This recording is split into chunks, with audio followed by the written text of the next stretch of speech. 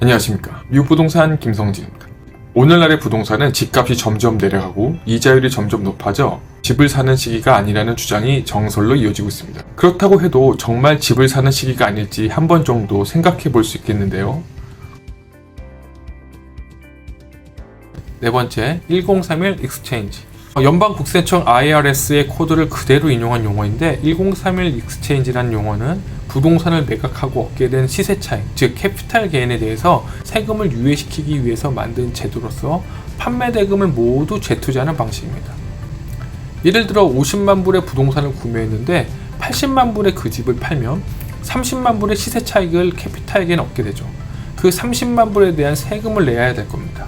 그런데 판매 대금 전부인 80만 불보다 더 비싼 부동산에다가 전부 재투자하게 된다면 다시 구매한 부동산을 또다시 매각할 때까지 세금이 유예하게 됩니다. 큰 부동산은 임대 수익이 늘어나기 때문에 미리 준비하신 분들은 매물이 나오면 바로바로 거래를 이루어지게 되는 거죠.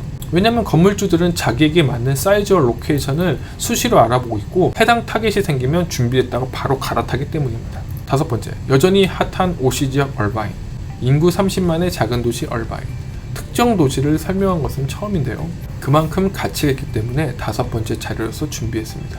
이 도시가 핫한 것은 캘리포니아에 사는 사람이라면 누구나 알 것입니다. 바로 본론부터 들어가면 진로우의 부동산 데이터를 따르면 작년 한 해에만 21.2% 상승하며 판매자들에게 뜨거운 관심을 받았습니다. 공급이 매우 빠듯하고 2020년 하반기 하락 가능성은 낮다고 보여집니다.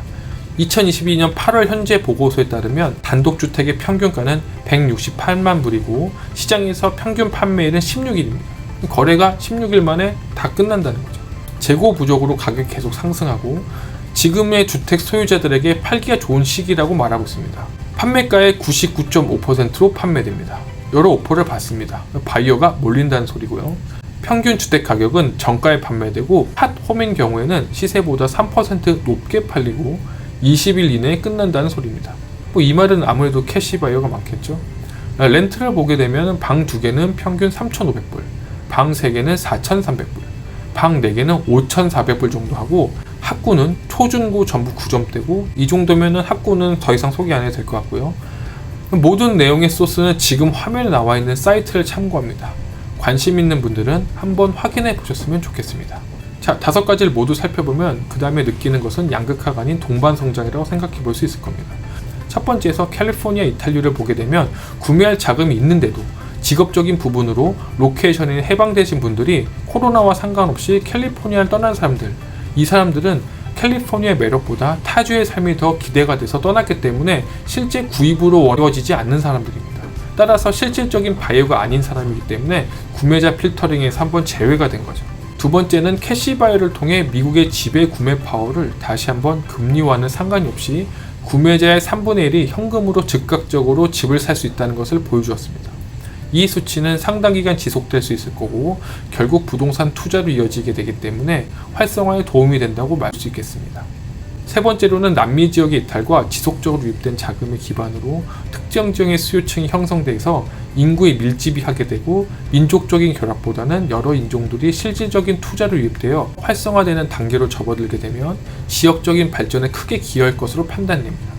네 번째로는 1031 익스체인지 제도를 통해서 주거지가 아닌 투자 목적과 상업부동산의 거래가 원활히 이루어져서 주거용 부동산과 함께 상업용 부동산도 동방성장할 수 있는 계기가 되었으며 마지막으로 핫한 지역의 현재 상황을 가시적으로 보여주어 양극화가 아닌 점차적인 수요가 몰리게 돼서 그 결과 주변까지 동반성장을 모색할 수 있는 좋은 시너지로서 기준이 될 수 있는 얼바인을 예시로 들어보았습니다. 결국 미국 부동산은 발전하고 지금 어느 정도 조정기간이 있겠지만 부동산은 가격은 오른다는 것이 저의 주장입니다. 자, 여기까지가 제가 준비한 자료를 기반으로 영상을 준비했습니다. 저는 미국 부동산 김성진이었습니다. 감사합니다. 영상에는 다 담지 않았는데 이제부터는 이제 저의 개인적인 의견을 좀 나누려고 합니다. 한국에서는 그 진로우나 그 레드핀 등의 부동산 사이트들이 좀 다르게 이용되고 있다고 생각이 들어요.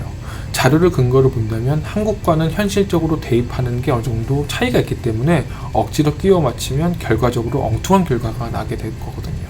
미국 부동산이 대폭락할 것처럼 말을 하는 경우가 많은데 사실적으로는 어느 정도 폭락은 있겠지만 그렇게 지역별로 편차가 분명히 존재합니다. 미국 전 지역의 대다수의 미국 도시는 부동산이 내려가긴 했어도 한국처럼 심한 상태는 아니라고 봅니다. 역시 이전 영상을 참고하시면 그 이유를 알 수 있을 거라고 보세요. 제 영상에서는 시간 관계상 얼바인만 소개했지만 얼바인을 비롯한 많은 OC 지역의 쟁쟁한 도시들은 아직도 수요 대비 공급이 부족한 지역이 많습니다. 미국에서 평균 이상의 좋은 동네는 집값이 잘 안 내려가고 수요는 여전히 몰리고 있는 상황인 거죠. 그러니 렌트비도 일부 지역은 오를 수밖에 없는 거죠. 쉽게 말해 미국의 대다수는 렌트비가 내려가는데 특정 지역만 렌트비가 상승한다고 말씀드리고 싶네요. 얼바인 같은 경우는 얼바인 컴퍼니를 기준으로 잡는다면 어느 정도 평균치를 알 수가 있어요.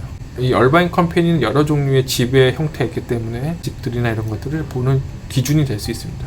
물론 여기가 타 지역보다 임대료가 조금 더 비싼 건 사실이에요. 우리가 준비할 수 있는 예산이 늘 구매하려는 집보다 적기 때문에 뛰는 집값 대비 우리가 준비해 놓을 수 있는 예산은 늘 초과된다는 점이에요. 원하는 집이 있는데 늘 예산이 부족해서 매번 놓친 분들이 한다면 한 번 정도 컨설팅을 받아보는 것도 나쁘지 않다고 봐요. 그럼 경력 있는 사람들은 어떻게 구매했는지 그들의 데이터베이스를 함께 보는 것도 좋은 방법이거든요. 저도 최선을 다해서 실질적인 도움이 되도록 하겠습니다.